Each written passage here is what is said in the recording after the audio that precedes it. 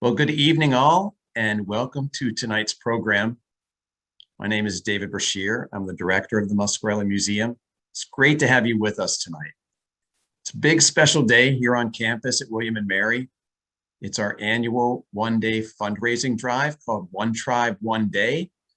We have had a lot of support through One Tribe, One Day throughout the morning, afternoon, and late afternoon. And if you are inclined and haven't yet given, I invite you to do so. You can see the link down on the bottom of this particular slide. Before we get started, I wanted to alert you to some of the programs we have upcoming here at the museum.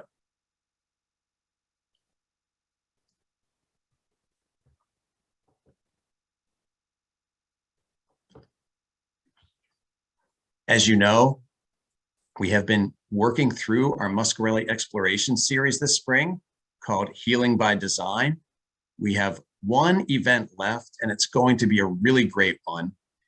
We'll be joined by Michael Arad, who was the architect of the 9/11 Memorial in Manhattan, and he'll be speaking on those amazing reflecting pools he conceived in a lecture entitled Reflecting Absence at the 9/11 Memorial. That's on April 22nd. It's going to be virtual, as all of our programs have been this spring, and I hope you'll join us. Well, tonight we're working through the second in our sequence of selected topics in architecture. This spring, as you know, each spring we spend time exploring the topic of architecture through a variety of different areas. We have a couple more sessions left. I'll be back with all of you on May 25th, talking about the architecture of transportation in Washington, D.C. We'll be exploring the architects behind the Metro, behind Dulles Airport, and behind the renovation of National Airport in the 1990s. And then following up in June, my good friend Ed Peace will be joining me for our Muscarelle Read session, and that will be on the book Plagued by Fire, The Dreams and Furies of Frank Lloyd Wright. That'll be on June 10th at 6 p.m., once again, virtual.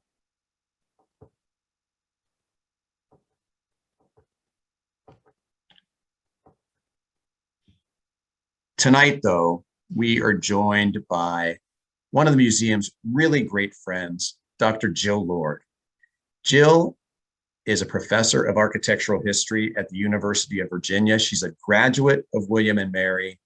She has a master's degree from the University of Virginia in architectural history and a PhD from the Graduate Center. She's a longtime supporter of the museum. She was a board member for many years and actually chaired the board here at the museum. She's going to be talking to us tonight about the making and meaning of the international style. And I just want to let you know that Jill has an upcoming article in the Journal of the Society of Architectural Historians entitled Richard Morris Hunt and the Neo-Grec in one of the upcoming issues. And I can tell you that is a very difficult journal to have an article accepted into. And so we're very proud of Jill. Please join me in welcoming Jill Lloyd to our program tonight. And Jill, I will turn it over to you. Great. Thank you, David. I think now I'm going to do my PowerPoint. And I wanted to let you know that I did renew my Muscarelle membership today in honor of One Tribe, One Day. So hopefully many of our audience, if they have not already done so, will do that. Thank you. Okay. All right, so let's start from the beginning. Oh, this is, I'm sorry. Okay. So I wanted to speak to you today about MoMA's first exhibition of architecture. It was actually entitled Modern Architecture, the International Exhibition. You see the catalog from this particular exhibition on the Jill, I'll just let you know that your screen, we don't yet have your PowerPoint up on the screen. It's on my screen, but I've had so many technical issues today. There we go. It is there. All right. I was wondering why it didn't look right. There we go. Okay. Great. Thank you, David. let's start from the beginning again. Today I wanted to talk to you about the first exhibition of architecture that was presented at the Museum of Modern Art in New York City. It is entitled Modern Architecture, the International Exhibition. And you see the image on the left is the cover image of the catalog that was produced for that particular exhibition. I think it looks like the building that's featured there is by Mies Van Der Rohe. It's the Tugendhat House, which we will discuss in a few minutes. The image that you see on the right is a book that was also published in conjunction with the exhibition. And this is entitled The International Style, Architecture Since 1922. All of these materials were written by the architectural historian Henry Russell Hitchcock, who was then a professor at Wesleyan University. His co-authors included the young architect and curator, Philip Johnson, as well as the museum's director, Alfred Barr. The organizers intended to present the latest developments in modern architecture, which they dubbed the international style. In addition to their writing on this particular subject, there was a section on housing that was added to the catalog that was written by the critic Lewis Mumford.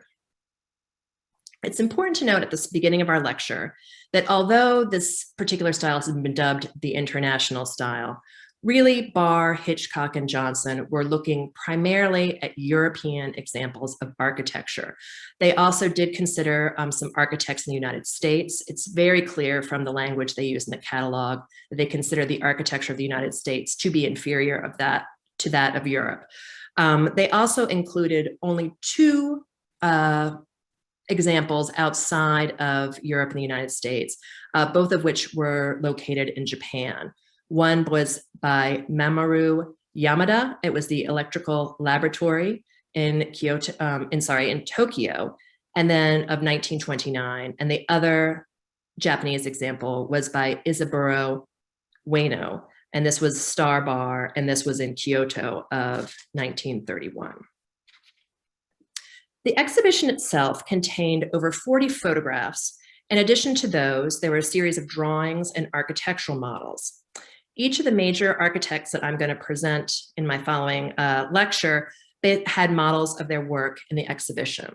These architects included Frank Lloyd Wright, who many of you are familiar with and you'll hear more about later in May, the architect Walter Bropius, Le Corbusier, JJP Oud, Mies Van Der Rohe, the American architect Raymond Hood, the Philadelphia architectural firm of Howe and Lescaz, and finally, the Austrian-born but practicing in the United States architect Richard Neutra. In the exhibition, Hitchcock, Johnson, and Barr attempted to define modern architecture through a discussion of common formal characteristics. So they were very much concerned with what these buildings looked like. They were not particularly concerned with their function or their location. The characteristics that they chose to emphasize were flat roofs, flat walls, the use of the materials steel and glass. And you can kind of get a sense of that from these two images that you see on the screen.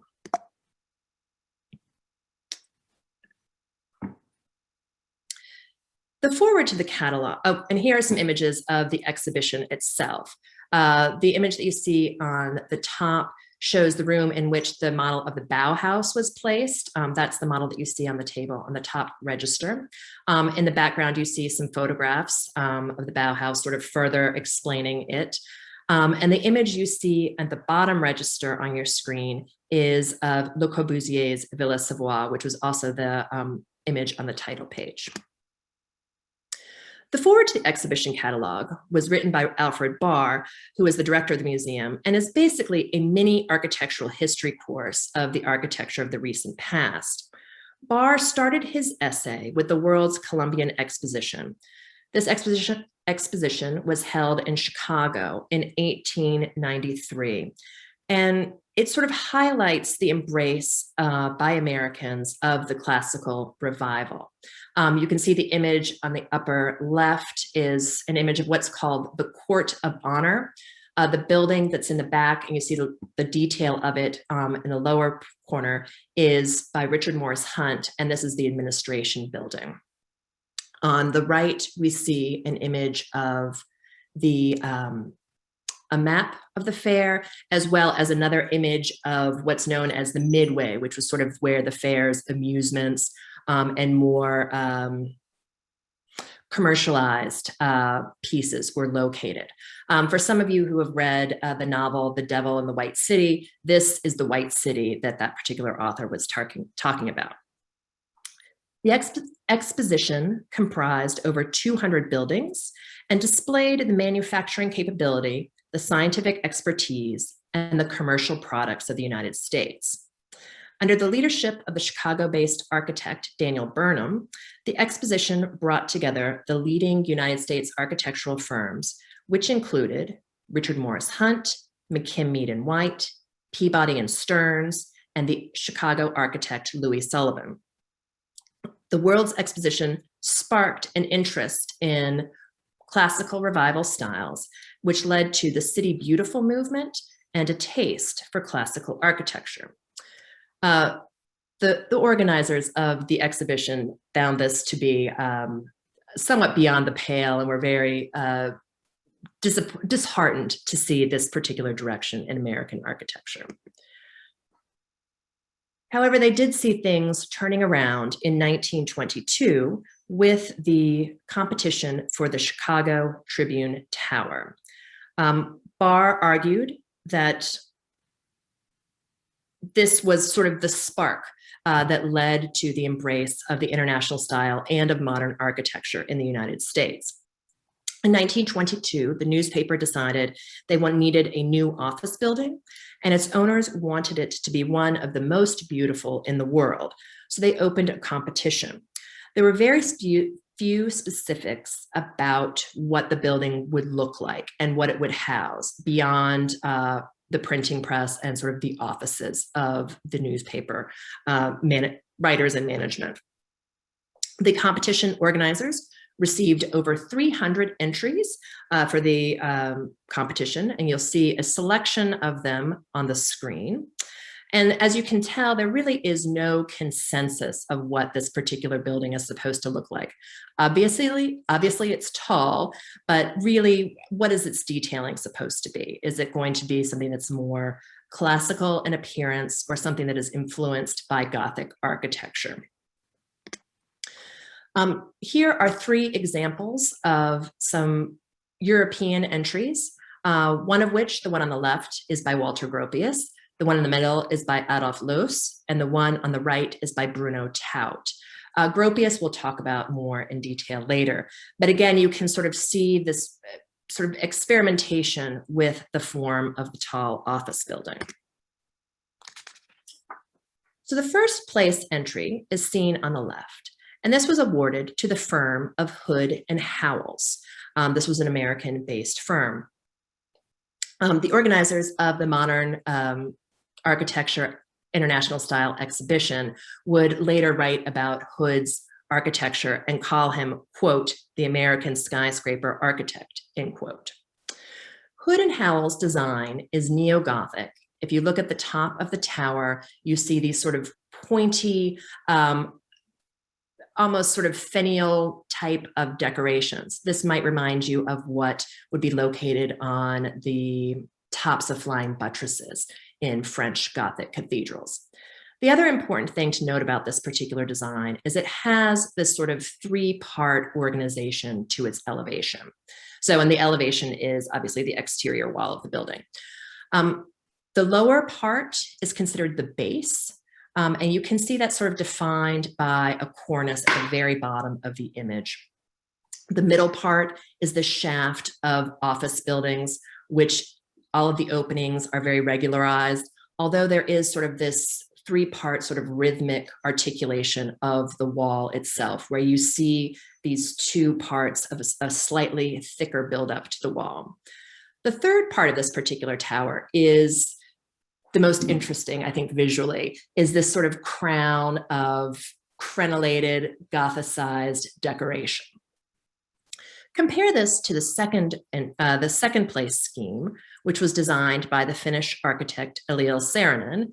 And some of you will hear more about Saarinen's son, Eero, who designed Dulles Airport in a few weeks.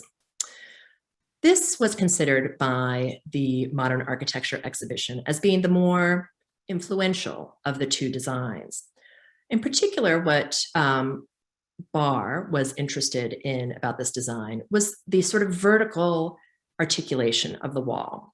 You can look at the drawing, you see these sort of thick supports, which of course are not supporting the wall, they're more decorative, but they have this sort of rise to them that seems to continue all the way up to infinity, to the sky. It feels as if this particular building can be of any height, and it could be really located in any particular town or community. Barr argues that this moment, the Chicago Tribune Tower competition, is when the seeds of the international style start to sprout, and that they will fully blossom during the next decade, that from 1922 to 32. Barr wrote about the international style, quote, the style is as peculiar to the 20th century as it is fundamentally original as the Greek or the Byzantine or the Gothic. So he's really staking a claim here and saying that this international style is the hallmark of the 20th century. And I think as you begin to look at some of these buildings, you will start to really recognize a lot of these forms and see that they are still continually used to this day by many architects. The aesthetic principles of the international style are derived from new materials, in particular glass, steel, reinforced concrete.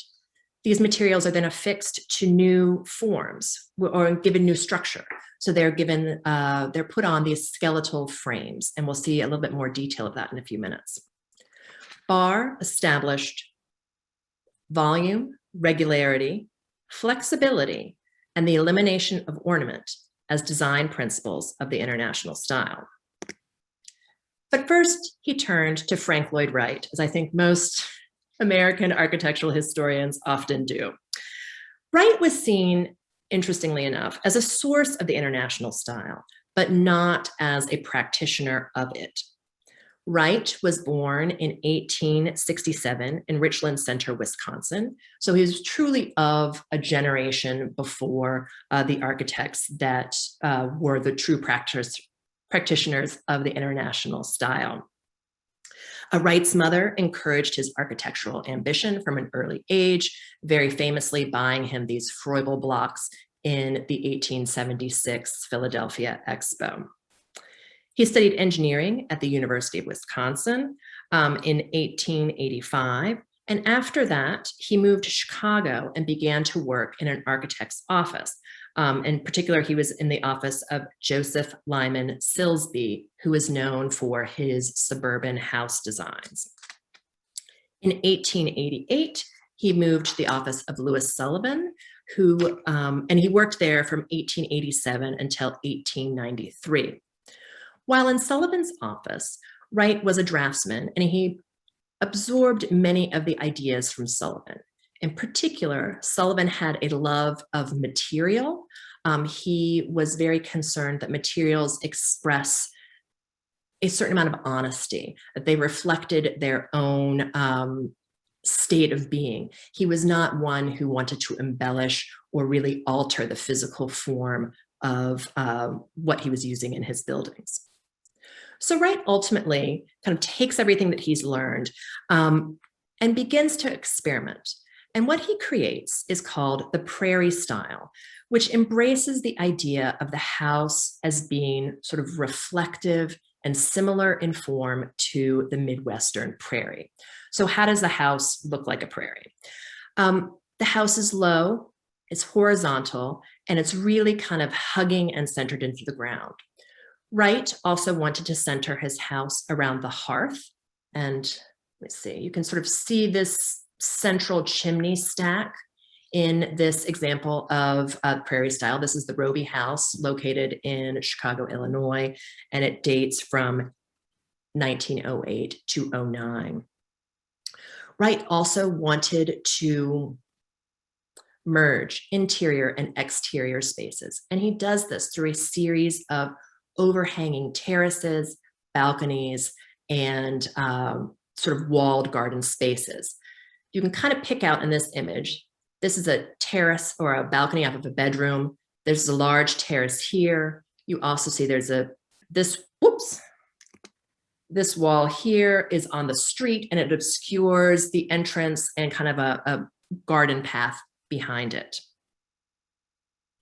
The other characteristics of the Prairie Style are that the colors of the house be neutral and mimic those of the prairie. So he was very keen on using browns, reds, a very sort of limited color palette with the occasional pop of purple or red. And these would sort of mimic the flowers that you would see at the springtime on the prairie.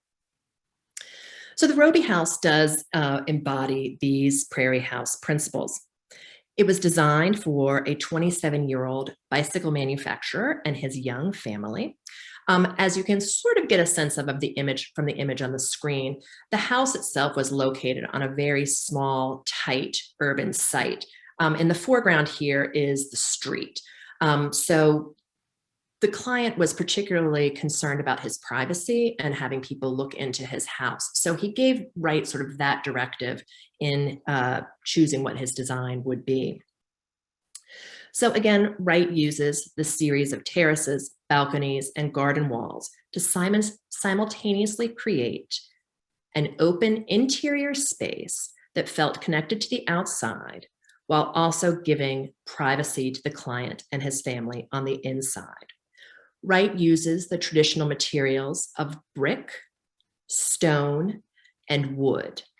And he leaves these all in their natural state, which means he doesn't paint them or embellish them in any additional way. The image on the right is the Millard House, located in Pasadena, California. And this dates to 1923. And this has a very different appearance to Wright's Prairie Style house. Here, Wright is experimenting with concrete and concrete block as form. He is basically trying something new with the material. These blocks are individual to this house, and they are made on site. They are also, if you can notice, they're these little tiny sort of cruciform type of forms there, and those are pierced and do have glass on the backside of some of them to allow additional light into the building. You see some similar sort of Prairie Style ideas that now Wright is now calling organic architecture. Again, he is merging the interior and the exterior of the house. He's giving a large portion of the wall over to windows, allowing light to come in. So the organizers of the International Style exhibition presented Wright really as kind of a starting point for the Europeans that they would talk about. Most of the Europeans learned about Wright through the publication by Ernst Waysmith of several volumes of Wright's architecture. They were published between 1910 and 1912. These were widely distributed among architects in Europe and sort of were foundational to their work. The next architect that was presented in this exhibition was Walter Bropius, who was the founder of the Bauhaus. Bropius was the son of an architect, and he studied in Munich and Berlin. In 1907, he joined the office of the German architect Peter Behrens and worked there until 1910. He and another architect, Adolf Meyer, left to form their own firm. The image you see on the screen is the Fagus shoe last factory. This is located in Alfeld, Germany. And this dates from 1911 to 1912. Gropius and Meyer were awarded this commission, and the building had already been designed and partially built. And so they were unable to change either the plan of the building or sort of the height of the exterior elevation. But what they did was they sort of reimagined what this factory space could be, and they reimagined it into a more modern style building. If you look at these kind of panels, wall between these windows, it's made up of flush brick. But in these images, it sort of imitates the appearance of a flat concrete surface. When you do see color photos of this particular building, it is a bright orange color, so it's a little bit deceptive. The windows, though, are really what is the hallmark of modernism in this particular building. They are straight curtain walls of glass, top to bottom. They are encased with a very thin window frame, and the floors are articulated by these black spandrel panels between the floors, which are coated in metal. Gropius's sort of next big adventure is he founds the Bauhaus in Weimar, Germany in 1919. The image you see on the left is a typeface that was created, a poster with a typeface created by the artist Laszlo Moholy-Nagy, and this dates to 1923. And on the right is an image of the director's office from the Bauhaus. And this gives you a sense of the types of design and products that were created in the Bauhaus.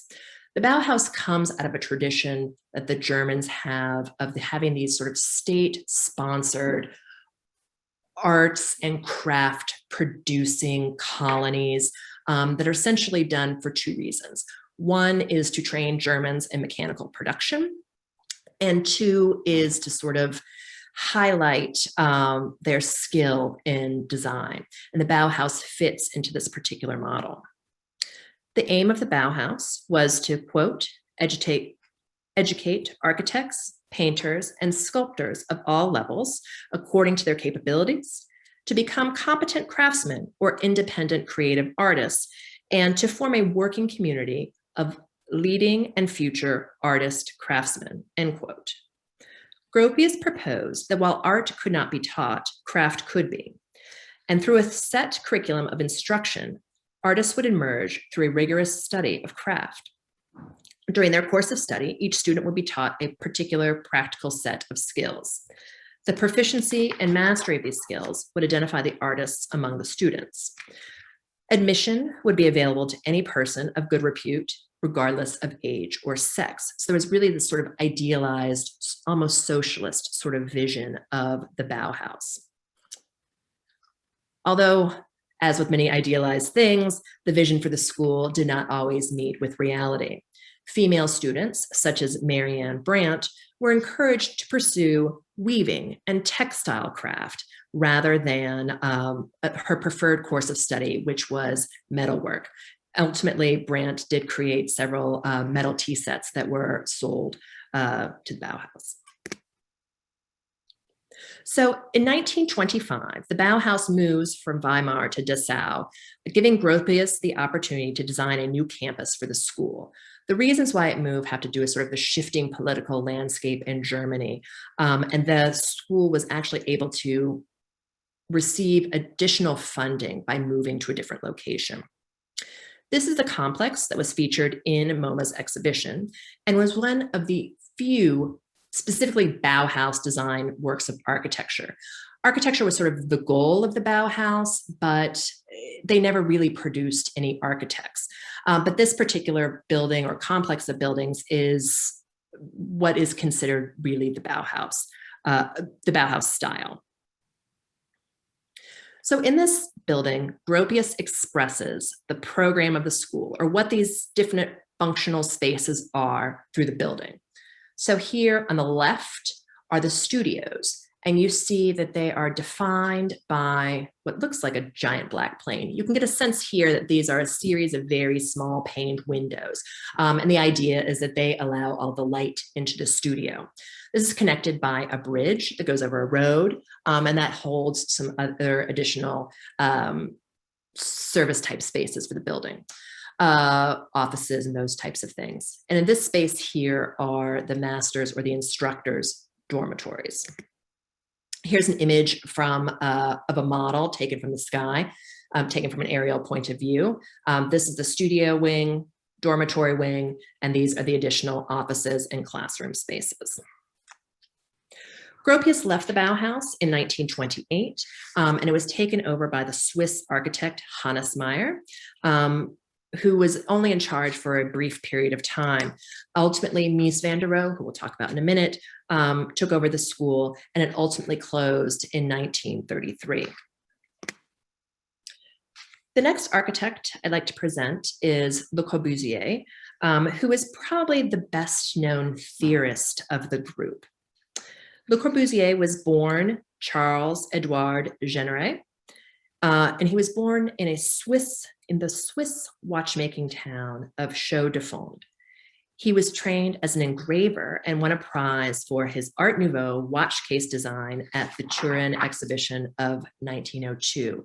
And this is another one of these expositions that's similar to the World's Columbian Exposition that was known for popularizing Art Nouveau form. Le Corbusier had an interest in natural forms and studied them to find the underlying structure in nature. In 1910, he worked in Berlin with Peter Behrens, who also had Bropius in his office at that time, and Mies Van Der Rohe also joins them in the office. Prior to then, Jeanneret was in the office of Auguste Perret in Paris. Perret is a well-known Parisian architect who does a lot of experiments with reinforced concrete. So this sort of piece of expertise is passed on to Le Corbusier and begins to inform his architectural style. The image that you see on the left is an early design by Jeanneret. It's called the Domino House, and this was designed in 1914. As you can see, it sort of has a 6-point structure, these kind of posts here that support these concrete floor slabs. The idea with the Domino House was that you could then infill this house with any particular walls and window construction that you would like.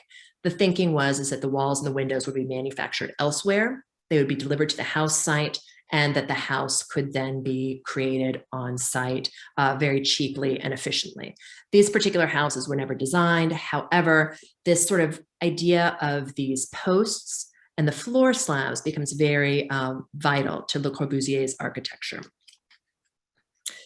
So in 1920, he changes his name after World War I to Le Corbusier, which is a conflation of Le Corbusier, which is like an ancestral name, and Corbu, which is crow, which had been a nickname of his when he was younger.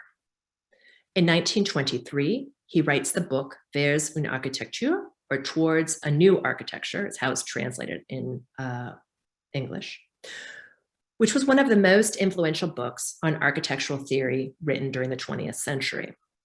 In it, he made an argument for architectural form, which derives from both classical models and from new machine age models. Le Corbusier is particularly taken with classical Greek form and Greek temples, but he's also really interested in new modern things like steamships, ocean liners, airplanes. He likes automobiles. He's very engaged with this concept that through repetition, a designer can begin to perfect a particular form. And he thinks that that is sort of what Greek temples, in particular the Parthenon, are an example of, as this perfected form. And this begins to inform not only his thinking about architecture, but sort of his practice in upcoming years. In 1926, he continues to distill his ideas about architecture, and he writes an article called The 5 Points of Architecture. And you see part of this article illustrated on the right. The 5 points are, first, using this skeletal frame or pilotis, where you have points of support instead of walls. Obviously, he's taking this idea from the Domino House, but you can see this on the right with these sort of pinpoint ideas of the structure. This, of course, is only made possible through the use of steel as a modern building material. Le Corbusier also advocates having this open floor plan instead of boxed rooms, so you can curve and bend walls around the pilotis rather than having these rectangular load-bearing walls of the past. His third point is he would like for these buildings to have a roof terrace rather than a pitched roof. The idea then is to give the land that the building is taking up over to garden and what was there in the past. His fourth point is the use of the free facade, which we'll begin to see in some other examples of his architecture, which is where the exterior of the building is sort of given over to a variety of wall and window configurations that don't necessarily correspond with what's happening on the exterior of the building, have more to do with ideas of creating scenes and being able to observe the exterior. And his fifth point is the use of ribbon windows. Again, this idea of the new modern material glass being used as a flat surface that is not particularly articulated beyond having this thin sort of metal window frame. So Le Corbusier begins to take these ideas and put them into practice. This image that you see on the screen is of Villa Stein. This is in Garches, France. And this is located a few miles outside of Paris. It dates to 1926-28. Here, Le Corbusier is embracing these ideas of the 5 points of architecture. He's using ribbon windows. You see that on the left. He has 2 entrances. One is for servants. The other is for the owners and the visitors to the house. And then he also has this sort of what Barr begins to term as regularity, where the building itself is not necessarily symmetrical, but it does have a kind of balanced, regularized appearance. You can get a sense of this more on the rear or garden view that you see on the right, where there's that large sort of open space here on the left, and then there are these banks of windows here. One of the other things that Le Corbusier embraces, this is a set of stairs, is he likes this idea of the architectural promenade. So the visitor to a building is supposed to walk through and enjoy various vistas and views that the architect has created. One of the ways that he achieves this promenade effect is through the use of ramps. And we'll see this, or we actually won't see it, but it exists in Villa Savoye and in some of his later work. This is his Villa Savoye, located in Poissy, France. This is a later version of the Villa Stein, again, in keeping with this idea of the ultimate perfectibility of form. This particular building dates 1928 to 31 and embraces, again, these 5 points of architecture. You see the pilotis, you see the ribbon windows, there's this idea of the free facade. You can kind of get a sense here of this ramp that he has incorporated on the second floor. You also see him bending and curving walls on this sort of roof deck area that he creates here. So the third architect, or maybe the fourth architect, discussed in the International Style exhibition is the Dutch-born architect Jacobus Johannes Peter Oud. He's also known as just J.P. Oud. He was born in 1890, and his early influences included the English arts and crafts movement, which was founded by William Morris and popularized in Hermann Mutesius's book, Das Englische Haus, from 1904 to 5. You see a frontispiece to that particular book on the left. And below the title, Das Englische Haus, you can see this sort of very floral, sort of interwoven design that is a hallmark of the English arts and crafts, as well as shows perhaps the influence of Art Nouveau. This book was also published by Ernst Waysmith. Mutesius popularized the English cottage style among the German audience and looked at the English arts and crafts as a model for the production of commercial goods. In addition, Oud studied in Amsterdam and Delft, where he was influenced by the work of Petrus Berlage, who is a Dutch architect who is known for his honest expression of material. On the right, you see Berlage's best known architectural work, this Amsterdam Stock Exchange, which was completed in 1903. Here you see Berlage is using metal trusses to frame the roof. The roof is given over to glass. The interior is defined by this unadorned brick and stone configuration of the wall. After World War I, Oud worked in Munich in the 1900s, and his professional life was disrupted by the First World War. After the war ended, he returned to Holland and made the acquaintance of Theo van Doesburg, who was a leader in De Stijl movement. And for some of you who are familiar with the work of Mondrian, that is sort of a hallmark of De Stijl. We'll look at a De Stijl house in a minute. And eventually what happens is Oud embraces this idea of neoplasticism, which is a purified pictorial design where nothing remains in the design except for rectangles of white and primary colors separated by ruled black lines. Oud took this particular idea and wanted to recreate it in architecture. So Oud is particularly well known for his workers' houses. And what we see on the screen is an example of these. This is the row houses from Hook on Holland, dating to 1924 and 25, where they were designed in 24, 25, and they were built in 1926. Here we see some of these sort of formal characteristics that are beginning to seep into our minds about the international style. You see these flat planar walls. You see these sort of banks of windows separated by thin metal frames.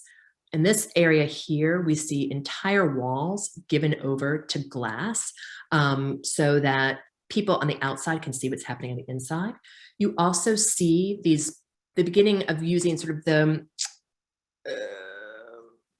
the capability of reinforced concrete.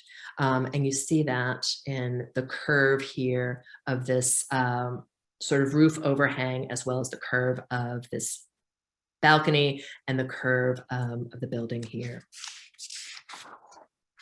The importance of the glass wall was to expose the skeletal frame on the interior of the building, again, sort of reducing a building to its essential parts. Interesting.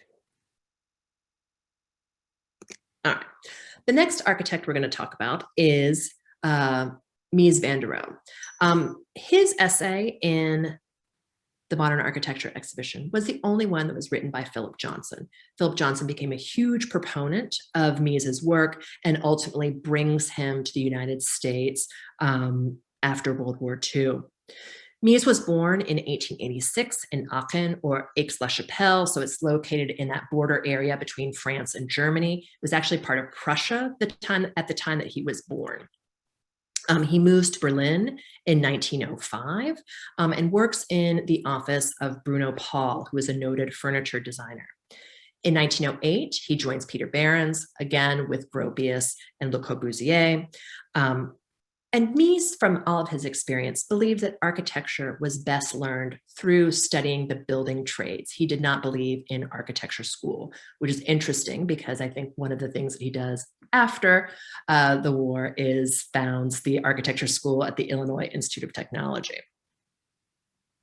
So Mies built very little until 1925 and was unknown to the public at large until 1927.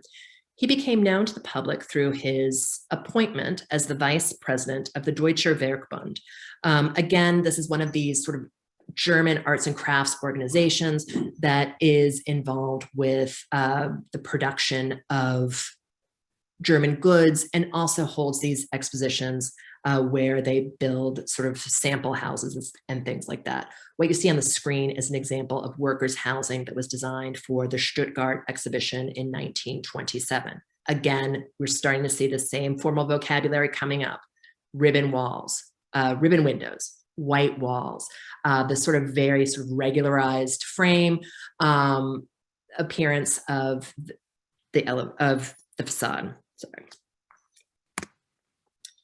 So one of Mies's unbuilt works is his project for a brick villa dating to 1923.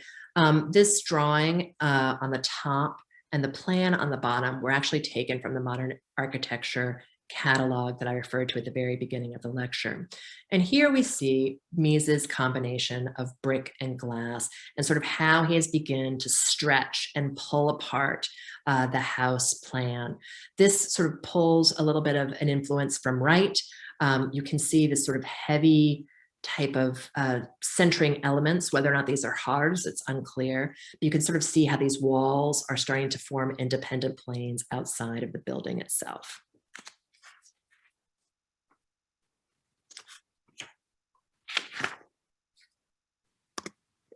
But Mies's probably best known work is the German Pavilion at the Barcelona exhibition of 1929.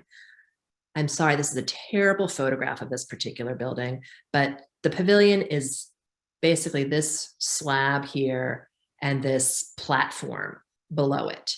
One of the reasons why I like to show this particular image is the fact that you kind of get the context of what the fair itself looked like and how radical this particular pavilion was.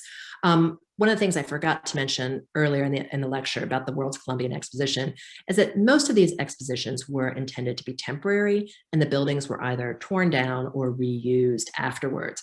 The Barcelona Pavilion has actually been rebuilt, and we'll see some photographs from the reconstruction in a minute. So this is really considered one of the masterworks of the modern period. On the screen, you see the plan of the building on the bottom and a sort of recreation of it on the top. There's a reflecting pool here on the left. The pavilion itself is this space over here. It's defined by, here's another pool, and these dark poche areas are the walls of the building. These sort of lighter gray areas are these glass walls. So you see sort of like that plan for the country house that we saw in the previous slides. There's this idea of the wall planes starting to push apart and separate from one another. Mies is known for using these very rich materials, which do not come out or do not photograph particularly well in black and white, but he has these cruciform shaped supports, again, reminding us a little bit of Le Corbusier's pilotis. These are clad in chrome. The other materials he uses in this particular building are onyx, and he also uses marble as well. Here is an image of the interior of this building. The sculpture you see in the rear is Dawn by Georg Kolbe. The purpose of this particular pavilion was to sort of show the modern German state at this particular time. One of the other things you should note is the furniture here. These chairs and these stools were designed actually for a reception by the German ambassador with the King and the Queen of Spain. But these were designed by Mies Van Der Rohe. And for those of you who subscribe to Design Within Reach or have looked at Architectural Digest in probably the past, I don't know, million years, will recognize the form of these sort of Barcelona chairs that have become very popular in subsequent years. So in 1928, Mies designs another house. It's the Tugendhat house. This is in the Czech Republic. It is designed for a family, a wealthy family who saw the Barcelona Pavilion and wanted Mies to design a home for them. It has many of the same features as the pavilion, but it's really been sort of expanded into the house form. This particular view is from the garden looking up the hill, so you get a sense of the site that it's located on. Here's an interior view. And again, you get the sense of sort of the free-form plan that Mies is using and how his walls really just begin to sort of shape and form space rather than enclose it. And he also uses these same very rich, expensive materials, these chrome-clad supports, this onyx bent wall here in the back. So, the exhibition turns from these European masters to the American architects who are practicing contemporaneous to them. The next architect that the designers talk about is Raymond Hood. On the left is the Daily News building of 1930, and on the right is the McGraw-Hill building of 1932. As I mentioned before, the organizers called him the American skyscraper architect. And they basically said that he was not a good architect. He was not a particularly good artist. However, his expertise was in creating the maximum amount of rentable floor space for the minimum cost. They singled out these two particular buildings for their exterior expression. In the Daily News building, you really see how Hood has created this sort of vertically inspired or vertically articulated exterior wall. And on the McGraw-Hill building, you see where Hood's kind of reversed what he's done, what he did at the Daily News building. And now there is a horizontal emphasis to the spandrel panels and to the wall of this particular building. So it almost looks like it, floors are stacked one upon another. Another architect who they discuss is the Pennsylvania-based firm of Howe and Lescaz. Howe is an American-born architect who studied at the École des Beaux-Arts. Lescaz is from Switzerland and comes to the United States in the 1920s, and they form a partnership to design this particular building, which is the Pennsylvania Savings Fund Society building. And what makes this particular building so revolutionary is basically how it's organized and massed. You can see it here, barely in this particular image, but there is this large two-story banking floor that creates this horizontal band at the base of the building. It's then topped by several floors of the bank officers' offices before continuing on to the commercial offices for the rest of the building. Again, it's this combination of both horizontal and vertical definition on the exterior. Richard Neutra is an Austrian-born architect who moves to Chicago, meets Wright and Sullivan, and eventually settles at the west coast of the United States. This house that I'm showing you here, excuse me, is the Lovell House, and it's located in Los Angeles and dates from 1927 to 29.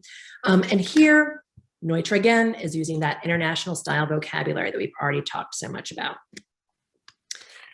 So really, as I'm cruising through these last few slides, we can see how this particular exhibition charted this formal understanding of architecture, of contemporary architecture. And this was heavily criticized because many architects fell outside of this particular mode of expression. One of the reasons why it was so important, the exhibition was so important, was not only because it was the first architecture exhibition held by MoMA, but it toured American cities for 3 years after its conclusion at MoMA. It went to Philadelphia, Hartford, Los Angeles, Buffalo, Cleveland, Cincinnati, Pittsburgh, Toledo, Cambridge, Massachusetts, and Omaha, Nebraska, among other places. Many, many people saw it. Many people were sort of enamored with the ideas presented in it. One of the other things that's sort of important to note is that the date of the exhibition it dates from 1932. The United States is experiencing a huge economic depression at this particular time. So there's not a lot of new building coming up to sort of challenge these ideas in any particular way. So this really becomes solidified as the dominant architectural style. Again, much of the criticism is about buildings that were left out. On the left is the Rietveld House, which is by, it's the Schroeder House by Gerrit Rietveld. And it is sort of an example of a De Stijl style house, sort of that Theo von Doesburg neoplasticism that I was talking about earlier. And I'm comparing it to Villa Stein. Again, it's sort of generally modernist in its appearance. There are these sort of flat walls and intersecting planes. However, there's a slightly different articulation to the form, and it's not one that's embraced by the exhibition's organizers. Again, this is another example. This is Pierre Charot's Maison de Verre in Paris. This dates to 1928. Again, modern in appearance, but does not conform to what Hitchcock, Barr, and Johnson were advocating. Another example by Rudolf Schindler. This is a Level Beach house located in Newport Beach, California. And finally, I think one of the reasons why the International Style exhibition is so incredibly important is because of its architects. The one on the left, the image on the left shows Walter Bropius, and the image at the teaching in front of a city urban design at the Bauhaus. And on the right, we see an older Mies Van Der Rohe standing with a model of Crown Hall, which is located at IIT. Both of these architects immigrate to the United States. Gropius ends up at Harvard's Graduate School of Design and begins a program of study there that is based on the Bauhaus. Mies also begins to form the Illinois Institute of Technology in sort of his image of what an architecture school should be. And so there is a certain amount of influence there. All right, I've gone over, so I'm going to stop now, and I will be happy to hear any questions. Jill, that was fantastic. And I have to tell you, what's so interesting about it is you did such a great job, maybe somewhat unwittingly, of linking to so many of the topics that we've talked about in this forum and in other forums at the museum through the years, and even over the course of the past couple of years. So just a couple of questions for you, and we'll see if anybody else has any questions. If you do, please post them in the chat, and I'll take a look at them and pose them to Jill. But and that's the way we typically do it. So a couple of questions, so Johnson and Hitchcock are in Europe and they're touring around, but they're also gathering pictures. So in your studies, have you gotten a good sense of where they've gone? I'm sort of forgetting. I was pulling some books off the shelf in my office here as you were talking, but I sort of forget where they had gone. Had they gone in Stuttgart to the Weissenhofsiedlung to take a look at that collection of buildings that had just been put up? Yes, because they do. Go ahead. I'm sorry. Finish your question. Those buildings had just been put up a few years before they staged this exhibition at MoMA. Yes, they have gone there, and that's. I tried to explain. I'm not sure how good a job I did, but that whole idea of these expositions as these opportunities to explore different ideas. That one was particularly important in expressing possibilities or ideas or solutions for workers' housing. So yes, they did go and visit it, and it was more than what I showed was featured in the exhibition itself. I think one of Oud's buildings was, and possibly one of Gropius's was. In the catalog they publish, they have basically give a chronology of works for each of the architects I discussed. And for many of them, sort of like the greatest hits are what was shown in the exhibition and also what was featured in the catalog, but they did acknowledge the existence of other buildings in that particular catalog. So Wright is incredibly upset with his friends at MoMA, his frenemies maybe at MoMA, because of his essential, he does, because of his essential exclusion from that exhibition. But others in his sphere are also not that quite pleased with MoMA. So Schindler is infuriated, and he stays mad at MoMA through the 1930s and some other exhibitions. And there really are a number of important architects in the United States who are practicing very much in what Johnson and Hitchcock considered to be the quote unquote international style, simultaneous to what's going on in Europe. And as you mentioned, a lot of those Europeans were influenced deeply by some of the things they had seen from Wright, from the Vossmuth portfolio. Right. Who, in your mind, in some of your studies in that era, do you think, if you have any ideas, they really missed on the American side? I know I like to think about some of the ones, some of the architects that were practicing in the far West, not that far from Schindler, right, doing similar things. Well, I think definitely, ignore a lot of the sort of that phase. I wouldn't even call it late phase, but that sort of phase of Wright's career. They're basically like Prairie Style. They show that Millard House, but then they're like, they wash their hands of them pretty much. Right. Schindler, I think, is the biggest omission that they have. I'm trying to think. I mean, I feel like even some of the East Coast stuff of that particular period is, like Edward Durrell Stone and people like that are just completely ignored. And he has a relationship with MoMA. He does design a portion of their new museum. So, I think, and when you read the catalog, I don't know if you've ever read it, but they do really have this strong European bias. It's painful. And they go out of their way to criticize American architects as being inferior. And it's really remarkable.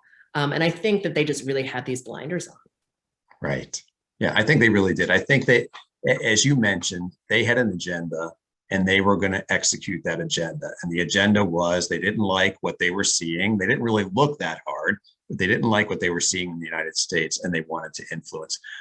And I have one more point I wanted to add, because I went back and sort of looked at, this is the first exhibition of architecture that they have.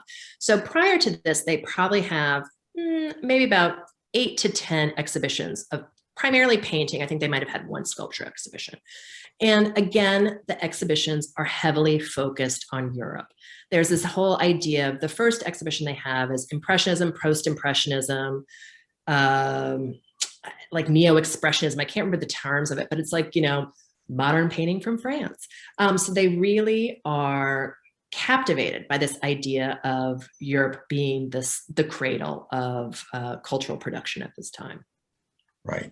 And I think, you sort of alluded to this, but one of the seminal points about the 1932 exhibition, the International Style Exhibition, is it firmly situates architecture as a museum topic, sort of going forward, and kind of, there have been small little notices of architecture in museums around the world from time to time up until that time. But here we are, really in a museum context, having an exhibition about architecture. So bringing that trade into the space of contemplation, and really is a game changer. And then they continue to sort of lead the way. As you mentioned, sending that exhibition around the country. It's appearing in places like department stores, for goodness sake. But then also continuing to have a menu of architectural presentations there at MoMA that just, really, along with some of the other things they focused in on, really expand the concept of a museum.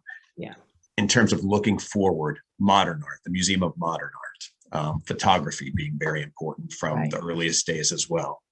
Wow.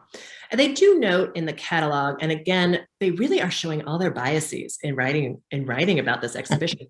They talk about how difficult it is to stage the exhibition because buildings can't be brought into other buildings. So they, really kind of, I wouldn't say they go on and on about it, but, they talk about, you can kind of see some of those exhibition images where you kind of, the models look sort of clunky and they're sitting on the table with the drapes, and, it's really not, what our contemporary modern are used to.